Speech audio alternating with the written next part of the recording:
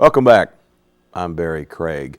One of the most important things our college does is to broaden horizons and open minds. My guests today are going to be doing that in a unique way this June, broadening horizons and opening minds far, far from campus down in Costa Rica. And the good news is this trip to Costa Rica still has slots available. My guests are Pat Blaine, Professor of Education, and Carolyn Perry, Professor of Spanish here at the college. But today they're wearing their hats as coordinators of this trip. This is the third time you all have done this? Correct. So yes. Tell us, those who have not been and those who might go, what they can expect. It sounds like fun. It's going to be. Well, first of all, we're just very excited to have chosen this country. Of course, in Spanish, you know, Costa Rica means rich coast. So we're very excited to take our students to a country that is very rich with natural resources. And of course, when Cortez and the other conquistadors arrived, they were looking for gold. But little did they know that the gold would really be this beautiful country that they were discovering. And so we're excited to take the students to a new land. Actually, Pat and I have never been to Costa Rica, so we are the travelers as well with the students this year. And so we're very excited to take them on this adventure with us. And it's the first time, as I said, for Costa Rica in comparison to our last two adventures to Mexico. And that was not unfamiliar to us, but we'll talk a little bit more about the comparison. But I think this year is going to be a rich adventure in biodiversity and exploring a Central American country. And Costa Rica is known as being La Suiza Centroamericana, the Switzerland of Central America. Because of the mountains. Well, that, and also because it's very peaceful. They do not have an army. That's true. Yes, and so they have great emphasis on education and exploring biodiversity, as I said, and making sure everyone knows about the ecotourism that's so popular right now. It's a huge draw for Americans right now. And Pat did a lot of research with a lot of companies, and that's what we have tried to do as partners in this adventure, is to look at what's out there and make those decisions on what company can give us the best program, because our big emphasis in this is to have a faculty-led program that will allow the students to get college credit. I mean, we're not just going on a trip for fun. Our trip is associated with 3 courses, and the students will get credit, should they desire, along with the trip. And so we've planned this out as a faculty-led program, but we've selected a company that is very, very experienced in taking groups. And they have recently really gotten into the college scene. So I think it's really great. You know, 4-year universities have been doing study abroads for years, but here we are, community college in Western Kentucky, and we're not really new at it ourselves, but we've got something going here. And Pat may want to tell us a little about EF. That was our choice of the firm. It's a well-known company. Yeah, EF College Study Tours. EF has been in the business about 35 years. They primarily started out with high school groups, and just in the last few years have incorporated a college division. It's gotten to be quite extensive, and they have faculty from all over the world who sponsor courses and design their trips around their courses, and EF can do it either way. They can design, they have set tours, or they can design a tour around your course to suit the faculty members' needs. So the Kentucky Community and Technical College system has looked at different companies that they want to endorse for faculty within the state to use, and EF has been the best one for the community college faculty. Of course, we have the KEYS program, but that requires a 4-week stay. And the research that I've found all says that for community college students, 2 weeks to 3 weeks is about the best time frame, because they lead busy lives, and of course the longer you stay, the more expensive it is, and so the 2 weeks is really ideal for community college students. And one of the reasons that, as Carolyn said, that we chose Costa Rica is because they're just renowned for their world education of environmental awareness. They endorse that in their school systems, and there's even a group called the Children's Eternal Forest, and I want to talk about that a little bit more too.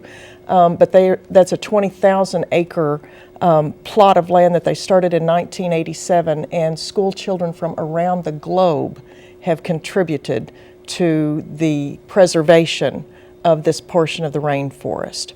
So Costa Rica is definitely an educational trip in all senses of the word. The number of species there's like 400 species of birds, 2,500 different types of trees and plants, 100 different species of mammals, and about 500 species of butterflies. So where else can you find that type of situation? So it's going to be a very important trip, I think. And we'll be doing, we'll be stopping at some biological stations along the way. Costa Rica has one of the best rainforest research projects in the world.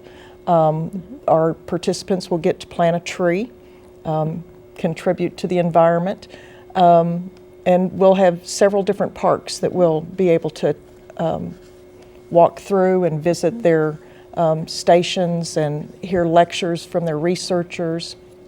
So it's we're really an amazing excited about itinerary. this. It's so chock full of different types of experiences, as Pat said. I mean, when we land in San Jose, we get settled in, and we'll see probably a few museums, the Gold Museum, Jade Museum, and I think the Museum of Art perhaps, but then we jump right over into the National Institute of Biodiversity, right there in the capital. And so we don't waste a minute before we're really thrown into this concept of looking at biodiversity, which I think, as Pat said, up close and personal with the butterflies and the tarantulas is going to be kind of interesting to me.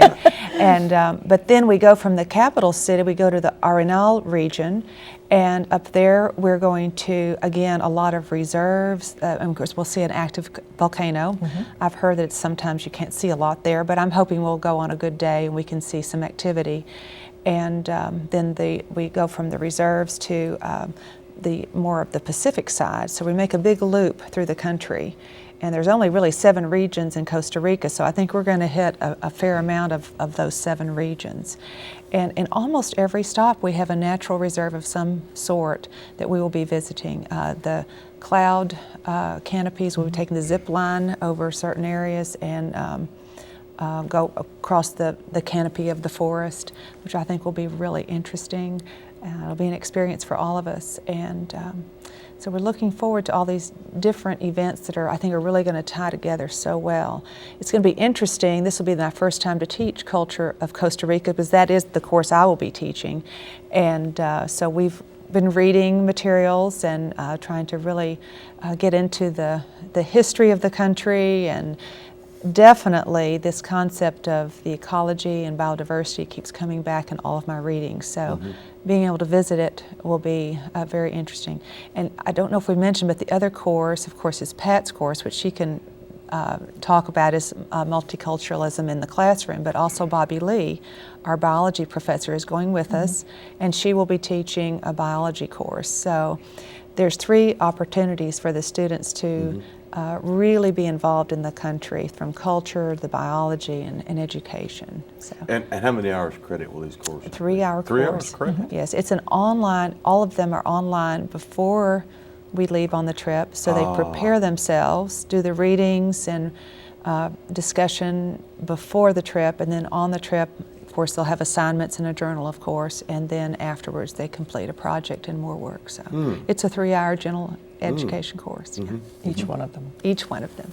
Well, on the topic of the history of Costa Rica, obviously it was one of the early Spanish colonies.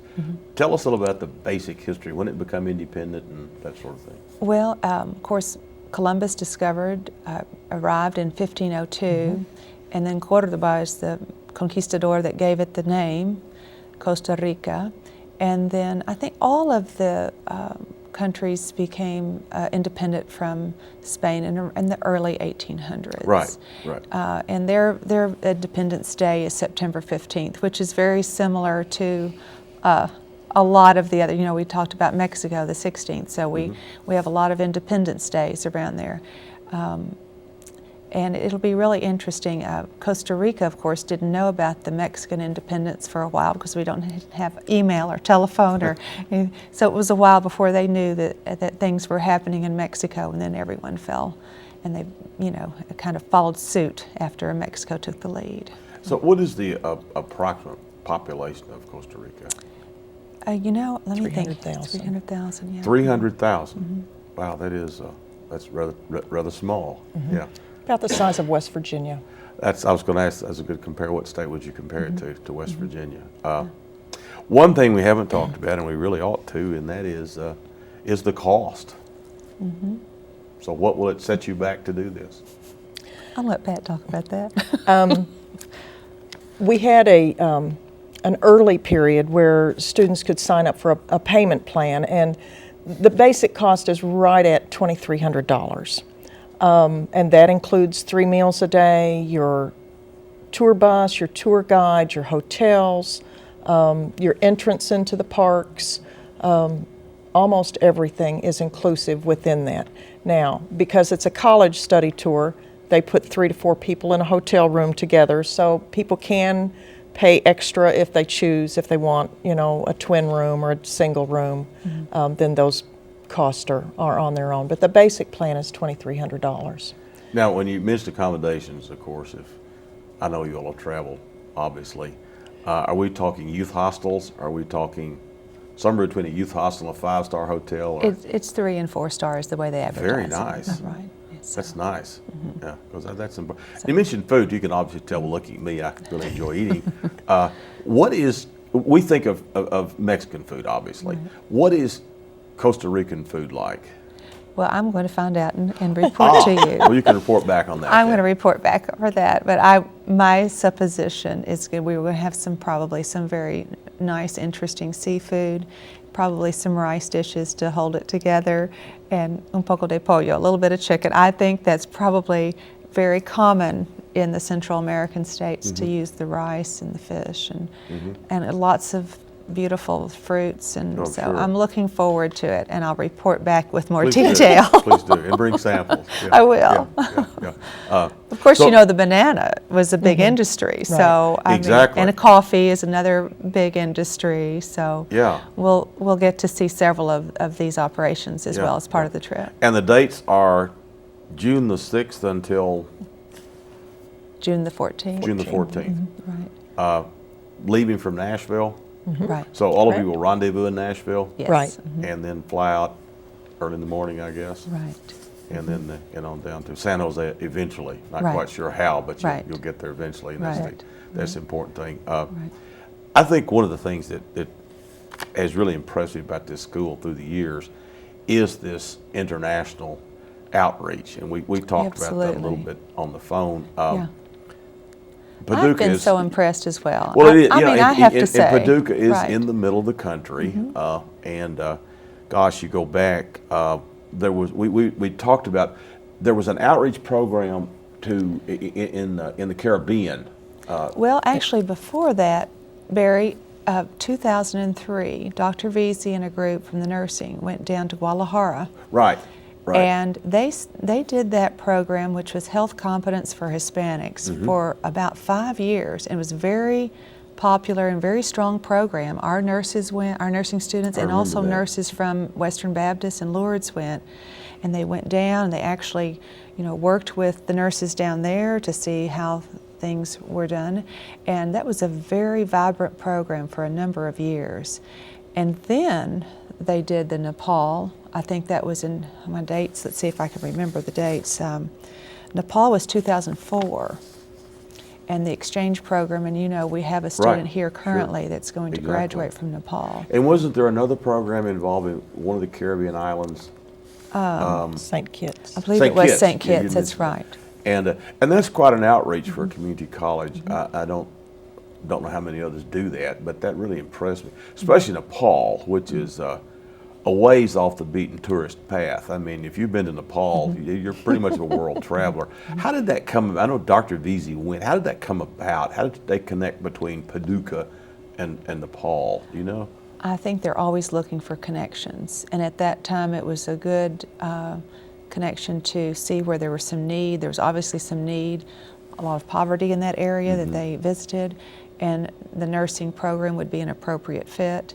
But because from our research, when we did a program recently for a national education, we found out that the reason they weren't able to continue the program was because of the political unrest in the country. Right. So they only did that for about a year or so, and were able to get the one student to come.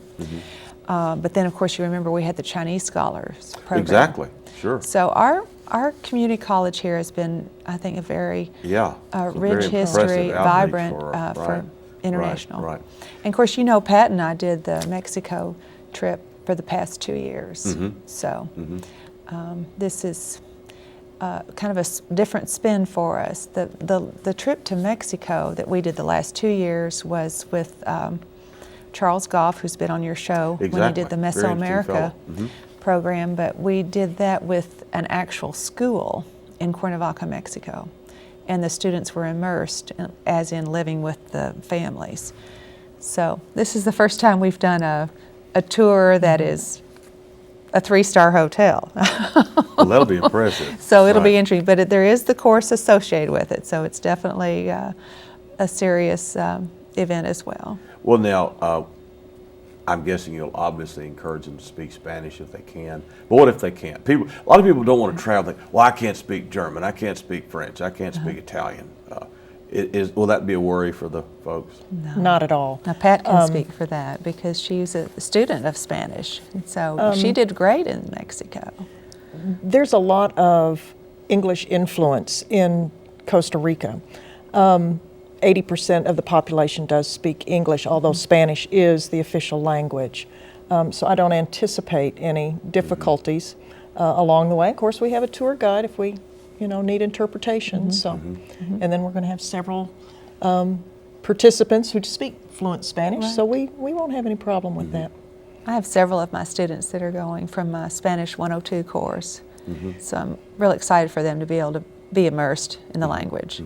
Well, knowing how you like history, Barry, let me just mention that there is a connection with the United States into Costa Rica. In 1951, there were 7 families from Alabama who were Quakers. And I heard about Costa this. Rica had just disbanded their standing army. And so these 7 families moved to Costa Rica, bought some land. Interesting. They set aside 1,000 acres in the rainforest, and this is where we're actually going in Monteverde because this is the Quaker settlement. And Green Mountain, Monteverde? It does, Right. yeah. And so they began farming. It was going to be a cooperative farming. They found that wasn't enough income to help them sustain their lives, so they began producing cheese. And they would purchase the milk from the local farmers to produce the cheese, and then it just grew and grew, and they ended up having about 50 workers buying over $100,000 worth of milk each year, and it just really expanded. But they became very important in environmental preservation. Because of this 1,000 acres, they saw the value of keeping the rivers free flowing. And at that time, the developments that were going on around them were running into environmental difficulties. There was a lot of demise. And so they set the goal of putting an additional 27,000 acre preserve. And so this is where we get Monteverde. Interesting. So, and I'm a hummingbird lover, so I'm hoping to see not only hummingbirds, but perhaps even a quetzal that I have heard so much about from Mexico. Yes, Right. yes. And, That would be I amazing. love photography, and I would imagine this would be a photographer's paradise. I would think think so, so. yes. Oh, Yes. It must be beautiful. Well, I've seen the posters that you all have around campus with the mountains, and that looks great. So, now the weather in June, well, obviously warm. It's a Central American country. So what should people, in terms of what should they pack, what should they wear, what should they bring? Well, they need to have layers, Right. a good assortment of several things. In the Central Valley with San Jose, the temperatures run about 72 to 76 degrees. It's really called the eternal spring there. Wow. I think that we're going to have a nice time there. But then when we get up into Monteverde area and the Arsenal area, we're going to be higher altitude. It'll be a little bit cooler, probably 7 or 8 degrees cooler. The nights will be cooler as well. Remember, they get into some rain. Remember, they get 25 feet of rainfall a year, and we're going to be there in their winter season. So it's their rainy season. They only have 2 seasons, a dry and a wet. We'll be there at the beginning of their wet season. So we do anticipate some rain along the way. So they need a variety of Well, that's clothing. interesting because my first impression, we would obviously wear, shorts and T-shirts because it would be the steamy subtropical climate. That's fascinating. That will be a very pleasant change from Kentucky weather in June. Oh, yes. That's really interesting. Yes. Wow, that you would do that. Obviously, a good sturdy pair of shoes. You want to be able to hike and We'll be and get walking around. a lot. One thing, Carolyn, you said about a zip line. That sounds be like doing a ride Actually, or something. I think An amusement park ride. what we're going to be doing is actually not a zip line, but we will be going on the canopy. We will be walking across the canopy of the forest, in the cloud forest. Wow, on a footbridge or it's something? trams. A tram. Oh, tram. I was going to say a zip line sounds Well, like a little too scary they have for several an old programs, guy, and Yeah. actually, I don't think we're going to do the zip, but we're going to do the tram. So, Yeah. That would be really interesting to see the top of the trees like that. Wow.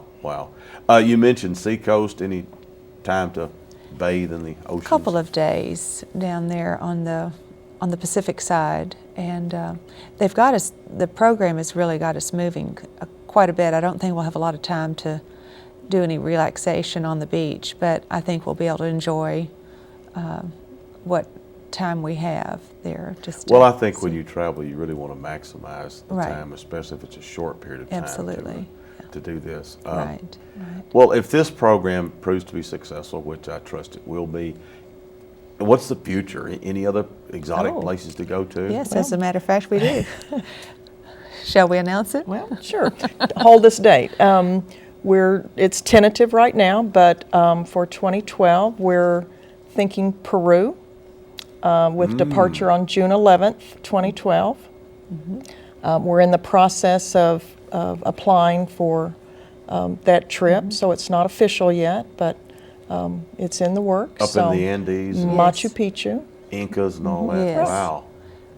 That'll That'd be. fascinating. You need to come with us, Barry. I That'll would- be I would- an I would enjoy it. amazing Yeah, I've never been that experience. part of the world. All our trips have gone the other way to Europe, but that's definitely on our People list. that go to Machu Picchu say it's just a spiritual experience and full of mystery and awe, and it's something I've Wow. always wanted to do, so I'm looking forward to that. Oh, and sure. Hope that we'll get to go. Yeah. Yeah. Well, that's terrific. yeah. And again, I think one of the things that I like about this is the encouraging people to speak other languages. Yes. Although it's so frustrating, and maybe you all being fluent in Spanish probably don't experience it, but you travel abroad and you try to speak in the language, and they say, "Oh, your German is excellent, but let's speak English." It's really almost. It's sort of insulting, but they're trying to be kind, but it comes Well, across. part of it like- is they just want to practice their English. That is true. true. So a lot of that. And they, in all yeah. fairness, Yes. you think about Yeah. if it's that's sort of an exotic thing. But Right. Years ago, my wife, who does speak German pretty well, although Uh-huh. she hasn't spoken in a long time, we were in Germany, and down in on Lake Constance, and there was a little model sailboat in the window of the store, which I wanted. And I said, "Go in and ask that guy to how much that boat costs." So she went in and says, "Wie viel kostet das kleines Boot in the Fenster?" And he said, "You mean the little boat in the window?" She said, "Yeah." It's just, but know. again, they want to practice their Exactly. English. Well, it's part of the fun of it. And you know, the other part of the fun of this for us, Barry, is just to get the students out of Paducah and It into is. a different experience. It is. And we will never forget the first year that we planned the trip to Mexico. A student in my class, in the Spanish class, we were kind of sure we were going, but it wasn't definite. And she came in after Christmas and said, "Senora Perry, I got a pair of luggage for Christmas. So we're going to Mexico, right?" And I said, "Yeah, we're going." Even though it had not been finalized, but I promised her that we would go to Mexico, and to experience that with our student was worth it for every bit of the time and the effort and the experience. It was just, that's why we do it. We do this to bring the students into a different culture and immerse them in something they may never experience again. And I think this individual is going to be a teacher to elementary children. And so I think, I know that she will take that into her classroom. It does, and that's, you're absolutely correct. We talked on the phone about the experience when my wife and I studied in Bregenz, Austria, as part. It was called Kentucky Institute for European Studies. Now that it's Kentucky Institute for International Studies. Right. But we were in Bregenz for 8 weeks, and there was a young lady from very rural Fulton County, and we arrived in Austria. She was very vexed that there was no iced tea and she couldn't get washcloths, and she was very put out by this. But by the end of the trip, they almost had to hog tie her to get on the plane. It was like, wow, this is just so cool. And it was such a revelation to see this kid, and that happens over and over again. Right. And these are wonderful opportunities to do this, and especially to get college credit for it. I mean, that's really getting bang for your buck. And that's, it is. That's a lot better to me than just go as a tourist like that. And hopefully this will they'll be bitten with a travel bug and want to go elsewhere and see. But that's such a wonderful place to learn a language, is where it is spoken. And I know that'll be fun for them to try that. Yes, it should be. In the time we have left, and we are rapidly running out of time, 1 minute actually, so you have the 1 minute moment here. Give us just the nuts and bolts. How do they contact you all? Emails, telephone numbers, websites, whatever. Right now, they would need to call the EF account, customer accounts, and that phone number is 877-485-4184, and give them trip number 528868, or give them my name. I'm the official group leader, so if you give them Pat Blaine, they will be able to get you to that tour as well. They can still register for the trip. The deadline for payment in full is February 16th, but they can still enroll up until 10 days before the trip. There's a few catches with that, because they have to pay a $125 late fee, and they can't guarantee the same flight arrangements. But then, we would meet up in San Jose and all be together at that point. But customer accounts is 877-485-4184, or they can go online to efcollegestudytours.com. And we're out of time. Thank y'all for coming. My guests today were Pat Blaine and Carolyn Perry of our faculty. Thank you for joining us, and we will see you next time.